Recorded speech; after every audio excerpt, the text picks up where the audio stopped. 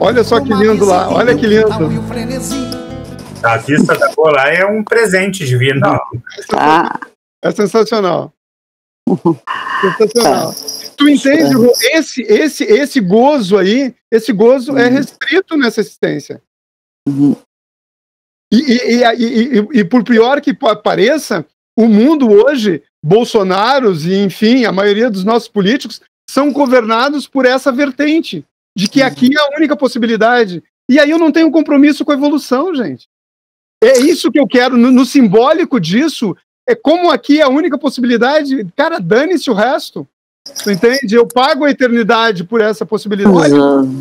Tu está falando dos imperativos éticos da modernidade, individualismo. Mas que passa por esse cristianismo, que passa por esse Deus. Claro. Que é a lógica liberal que nos rege, né? Claro. Isso. Diferente, Rô, e aí eu quero dizer, independente de que um dia a gente descubra quem tem razão, né? Independente disso. Aliás, eu devo ter comentado já, o Mr. Bean, ele era estudante de engenharia na Inglaterra. E ele fazia um teatro que ele era o demônio. Aí ele recebe ele está no inferno recebendo gente, ele recebe uma horda de católicos e diz, pessoal, não se assustem, os judeus tinham razão, vocês erraram. Tu entende? Então, assim, não é uma questão de quem está certo, né? É a questão dos valores éticos que cada abordagem traz para a existência. Porque se eu considero que isso é uma continuidade, e essa continuidade pressupõe evolução, então eu tenho que terminar melhor do que eu comecei. Deontológico significa as éticas profissionais, tá? A ética da psicologia, a ética médica, a ética lá dos professores, a ética dos arquitetos, deontologia.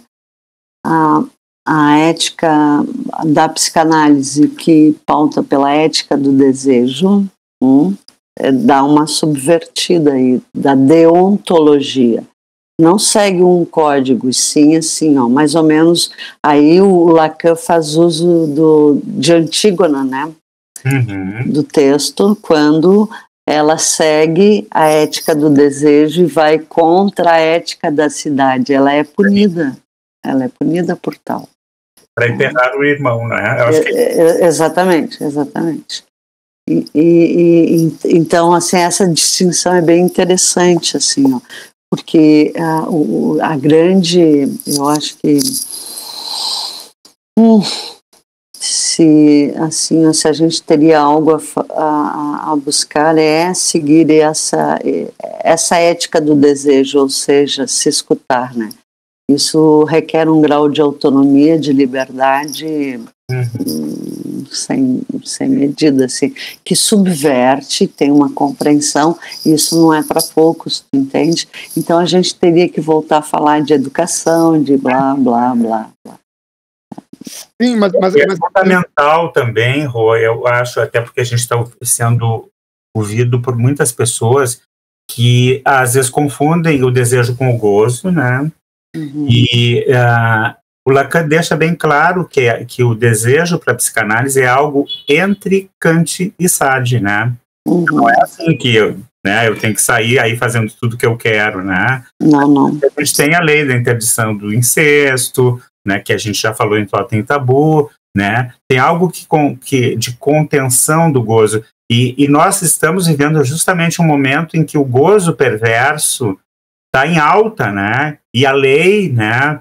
Lacan já falava isso, né? Da queda, né? Da falta do nome do pai, da lei, né? Desde a função paterna. A função paterna desde do pós-guerra, ele já dizia isso, né?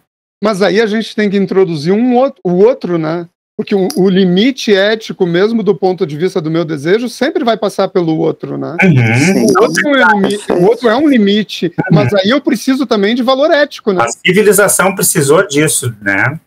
Porque senão eu imponho, olha só o absurdo, eu imponho dizendo que eu estou fazendo uma manifestação no 7 de setembro pela liberdade pedindo ditadura.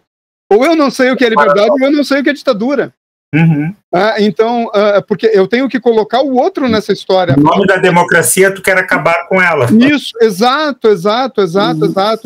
Então, a gente vive um momento entre a enxergar o outro, e é isso que eu quero colocar, essa é a minha, entende, Gaia? A minha grande crítica a esse modelo cristão é que, na verdade, ele é incoerente com o próprio mestre.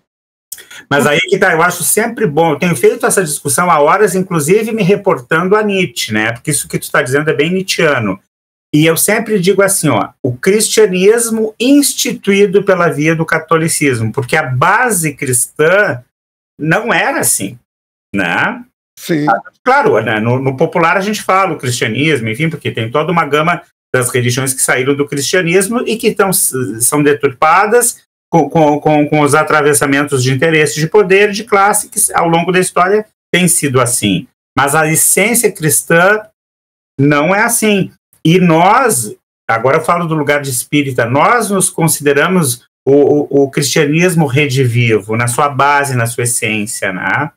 E aí tem muito mais coerência, né? Para quem sabe fazer essa leitura, não para as deturpações que já estão acontecendo no espiritismo também.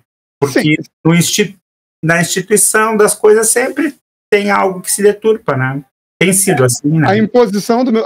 talvez o autoritarismo seja isso, a imposição do meu desejo, né? Aliás, o autoritário é o cara que quer que o desejo dele seja o de todo mundo, né? Talvez dê pra gente definir desse jeito, né? Sim. Mas tu entende, Rô, como, na verdade, o pensar isso, para mim, vai muito além a questão da fé, vai por trás uma postura ética em relação ao mundo, porque, na pior das hipóteses, em não sendo, por exemplo, a reencarnação, o processo em que se dá a nossa existência, mas ela contribui para a evolução.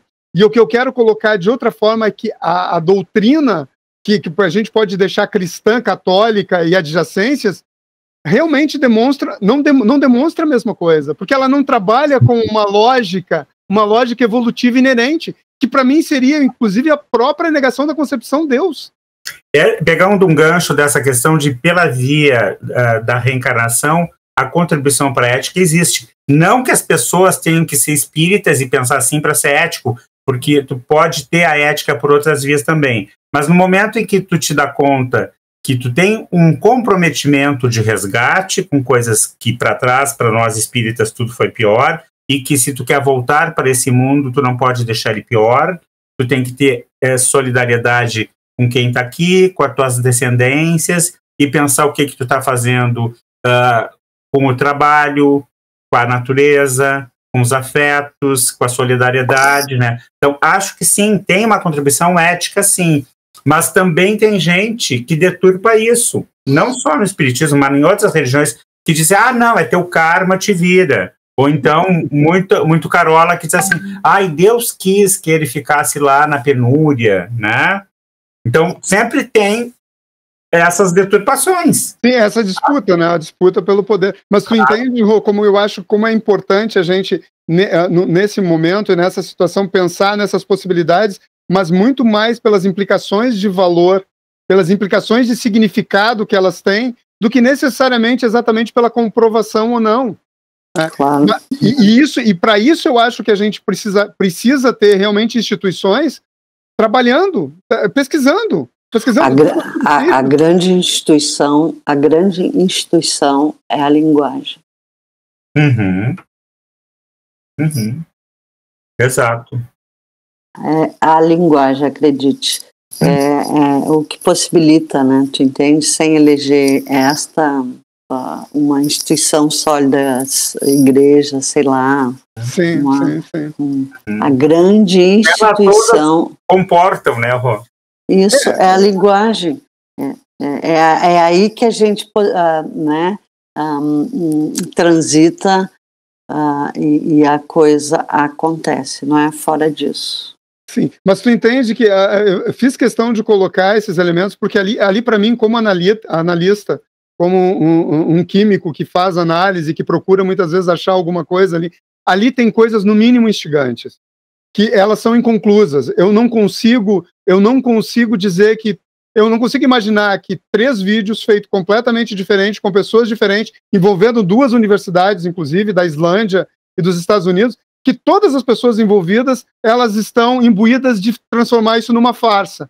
Então, pelo menos, assim, tem elementos ali que eu quero deixar, que para mim parecem honestidade de propósito. Eu não sei se são verdadeiras. Ok. Mas tá, ok, mas eu ainda acho que a gente tem que ir devagar com a dor que o santo é de barro, tá?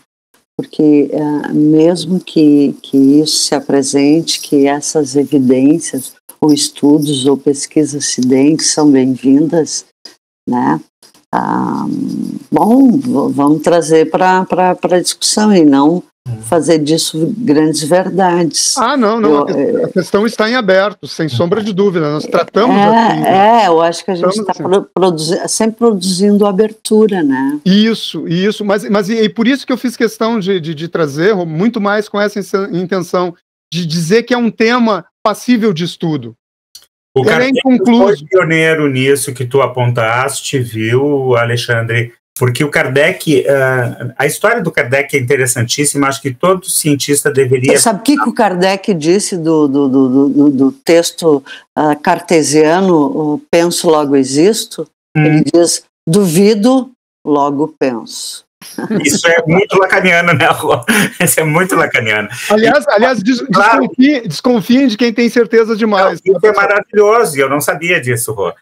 Porque o Kardec, ele não era um místico, ele era um cara cultíssimo, ele foi discípulo do Pestalozzi, ele ajudou a mudar a língua e a linguagem francesa, passaram por ele tinha uma formação em várias línguas, e filosofia, e etc. Então, o que aconteceu? Ele foi observar os fenômenos das mesas girantes, que era uma coisa fútil, nos saraus, em Paris, no início do século XIX, e para ver se aquilo era verdade, aquela manifestação na tipologia, e ele fez um falseamento. E ele fez isso que tu estava lembrando dos vídeos, cada um em um lugar, ele começou a trocar figurinha com várias pessoas e fenômenos que estavam acontecendo ao longo do mundo, no geral no mundo. E então ele usou o método científico para poder checar se aquilo era verdade ou não.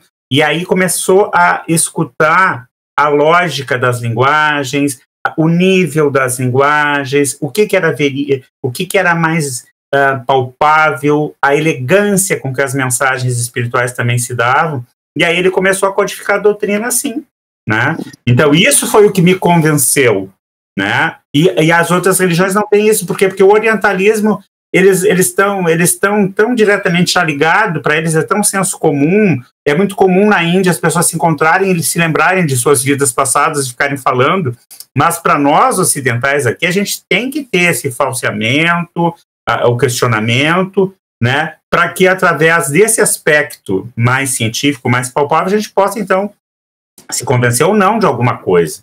Então acho que isso é fundamental, e isso tem que ser conversado, debatido, para ver o que pode provocar nas outras coisas. Eu acho que as outras maneiras de ver não vão ser fragilizadas. E até a parte, a psicanálise, eu sempre lembro o que o Freud diz, acho que num livro, se não me engano, é sobre o amor. Ele caracteriza a psicanálise como uma metapsicologia semiológica terapêutica. Seu colibri, a casa é sua, por favor me apareça. Nunca esqueça desse amigo que lhe tem muito respeito e toda a admiração. De coração tenha certeza, na completa emoção do ser.